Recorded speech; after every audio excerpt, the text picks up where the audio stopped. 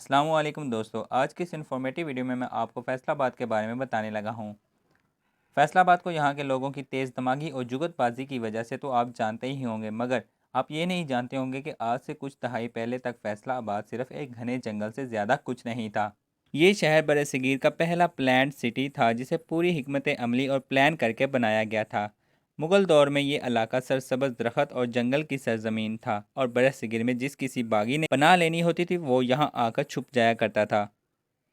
इन्हीं में से एक बागी दुल्ला भट्टी भी था जो कि खुल्लम खुल्ला मुगलों को चैलेंज करता था और फिर उनके हाथ नहीं आता था। ब्रिटिश राज से पहले ये इलाका सरसब्ज़ ज़मीन था जहाँ पर शीशम के महंगे दरख्त बहुत ज़्यादा मकदार में पाए जाते थे, लेकिन बरतानवी राज में गोरों ने आंखें बंद करके ये कीमती दरख्त काटे और उनकी लकड़ी को पूरी दुनिया में बेचकर पैसा कमाया। आज का शहर फैसलाबाद किसी दौर में लायल पुल कहलाता था और ये सूबा पंजाब का एक मशहूर शहर है जो कि टेक्सटाइल इंडस्ट्री में पूरे मुल्क में सबसे आगे है। फैसलाबाद को पाकिस्तान का मैनचेस्टर भी कहा जाता है क्योंकि जैसे बरतानिया में सारी टेक्सटाइल इंडस्ट्रीज मैनचेस्टर में है, इसी तरह पाकिस्तान की ज़्यादातर टेक्सटाइल इंडस्ट्रीज फैसलाबाद में हैं। अगर आप ऐसी ही इंफॉर्मेटिव वीडियोस देखना पसंद करते हैं तो मेरे चैनल को सब्सक्राइब करते चलें ताकि आपको डेली रूटीन पर ऐसी इंफॉर्मेटिव वीडियोस की अपडेट साथ साथ मिलती रहें। फैक्ट नंबर 1 दोस्तों, फैसलाबाद की तारीख पाकिस्तान के दूसरे शहरों की तरह ज़्यादा कदीम नहीं है। बरतानवी राज में गोरों ने इसे एक मॉडल सिटी बनाया था। पंजाब के इस हिस्से में नहरी निज़ाम को सरेनू बनाने का काम lieutenant governor of the Punjab sir James Lyell ने बनाया। 1892 में इन्होंने इस प्रोजेक्ट पर काम शुरू किया और इन्हीं के नाम पर इस शहर का नाम पहले लायलपुर रखा गया। यहाँ याद रहे कि पुर संस्कृत जुबान का एक लफ्ज़ है जिसका मतलब है सिटी यानी शहर। लायलपुर का मतलब हुआ सिटी ऑफ लायल यानी लायल का शहर। पाकिस्तान बनने के बाद 1 सितंबर 1977 को इस शहर का नाम लायलपुर से बदलकर फैसलाबाद रख दिया गया, यानी कि सिटी ऑफ फैसल यानी कि फैसल का शहर। इसकी वजह सऊदीया के बादशाह शाह फैसल बने जिन्होंने इस दौर में दिल खोलकर पाकिस्तान की माली इमदाद की थी। फैक्ट नंबर 2 दोस्तों, आज 2021 में फैसलाबाद की आबादी 32 लाख से कुछ ज़्यादा है जो कि इसे पाकिस्तान का आबादी के लिहाज से तीसरा बड़ा शहर बनाती है। फैसलाबाद एक ज़रई शहर होने के साथ साथ एक सनती शहर भी है। यही वजह है कि इसे पाकिस्तान का मैनचेस्टर भी कहा जाता है। साल 2013 में फैसलाबाद का सालाना जीडीपी 43 बिलियन डॉलर था और जिस रफ्तार से ये बढ़ रहा है, माहिरीन के मुताबिक शहर फैसलाबाद का जीडीपी सन 2025 तक 90 बिलियन डॉलर से ज़्यादा हो जाएगा। फैसलाबाद की जीडीपी का 21% हिस्सा मुख्तलिफ फसलों और दूसरी अजनास से आता है जिनमें कपास, चावल, गन्ना और कुछ फ्रूट और सब्जियां शामिल हैं। यहाँ आपको पाकिस्तान की सबसे बड़ी टेक्सटाइल इंडस्ट्रीज भी देखने को मिलेंगी। यहाँ से बनने वाला कपड़ा पूरी दुनिया में जाता है और दुनिया के बहुत से बड़े ब्रांड्स में इस्तेमाल होता है। सन 2012 की एक रिपोर्ट के मुताबिक फैसलाबाद का 20% तबका टेक्सटाइल के शोबे से मुंसलिक है। यहाँ मौजूद इंडस्ट्रीज़ का अंदाज़ा ऐसे लगा लें कि फैसलाबाद से जाने वाले कपड़े की वजह से यहाँ की इंडस्ट्री और प्रेजेंसेस को फ़ायदा पहुँचाने के लिए रोमानिया और तुर्की ने एजाज़ी तौर पर अपने हॉनररी कंसल्टेंट्स फैसलाबाद में खोले हुए हैं।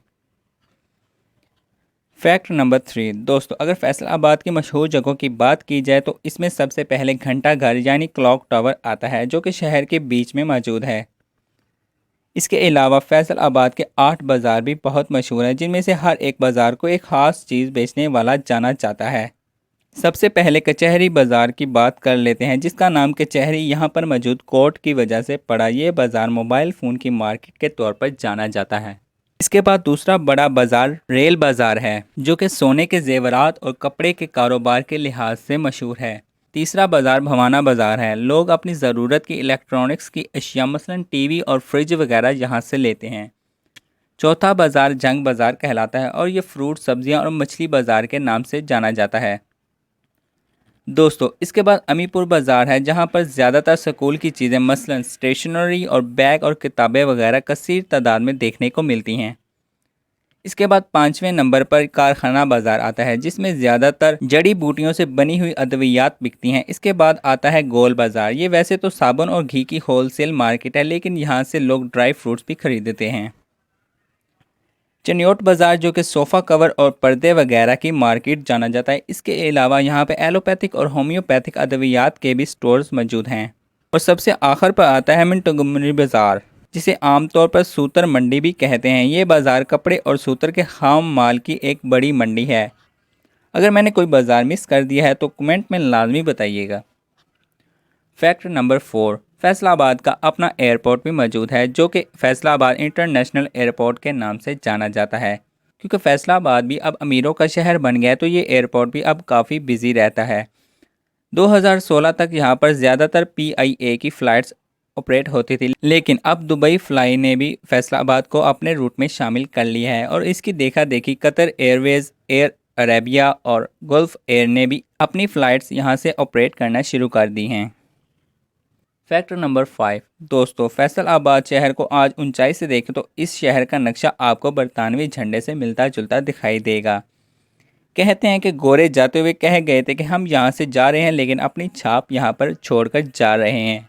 तो जैसा कि आप जानते हैं कि फैसलाबाद तो पहले से ही जुगतबाजी में मशहूर है, तो इसलिए फैसलाबादियों ने भी उनका जवाब कुछ इस तरह से दिया कि तुम लोग तो यहाँ छाप छोड़कर जा रहे हो, लेकिन हम इसी छाप पर रोज़ाना यहाँ पर चहलकदमी करेंगे और अपना कारोबार करेंगे तुम्हारे ऊपर। 1903 में फैसलाबाद का मशहूर घंटाघर तामीर हुआ। इस घंटाघर को इस वक्त के गवर्नर सर लायल के ऑर्डर पर बनाया गया। इस घंटाघर पर 40,000 रुपये लागत आई थी। इस घंटाघर की जगह पहले एक पानी का कुआं होता था। घंटाघर को बनाने में जो पत्थर इस्तेमाल हुआ है वो फैसलाबाद के करीबी पहाड़ी सिलसिले सांगला हिल से लाया गया। सबसे इंटरेस्टिंग बात यह है कि इस घंटाघर पर जो घड़ी लगी हुई है ये भारतीय शहर मुंबई से लाई गई थी। फैक्ट नंबर 6, दोस्तों फैसलाबाद के लोगों का अमीर होने का अंदाज़ा इस बात से लगाया जा सकता है कि पाकिस्तान में पहुंचने वाली हर 10 में से 7 लग्जरी गाड़ियां फैसलाबाद डिलीवर होती हैं। फैसलाबाद के पासबान IT ग्रुप को ये एहसास जाता है कि पाकिस्तान की सबसे पहली लैम्बोर्गिनी एवेंटाडोर कार भी इन्होंने ही ली और ये आज भी फैसलाबाद की सड़कों पर दनदनाती हुई नज़र आती है। दोस्तों आपको ये जानकर भी फ़ख्र होगा कि फैसलाबाद में मौजूद यूनिवर्सिटी ऑफ एग्रीकल्चर को रकबे के लिहाज से एशिया की सबसे बड़ी यूनिवर्सिटी जाना जाता है।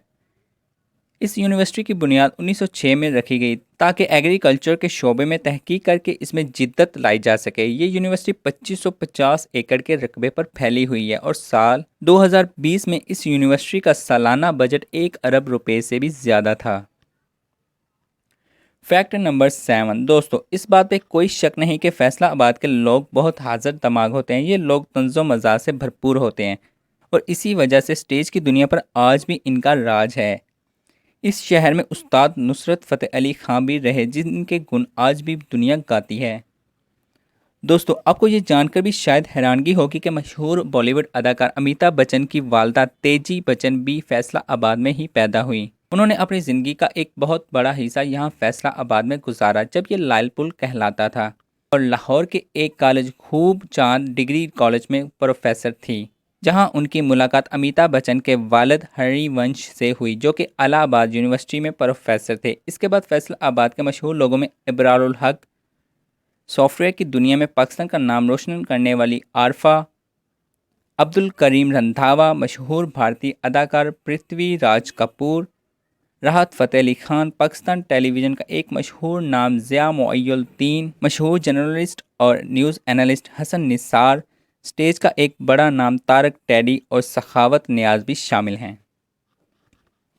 दोस्तों इस बात में कोई शक नहीं कि जो शहर बरतानिया वालों ने बनाना शुरू किया था उसे आज का एक कामयाब फैसलाबाद वालों ने बनाया है और इस बात पर हमें बहुत ज़्यादा फ़ख्र होना चाहिए।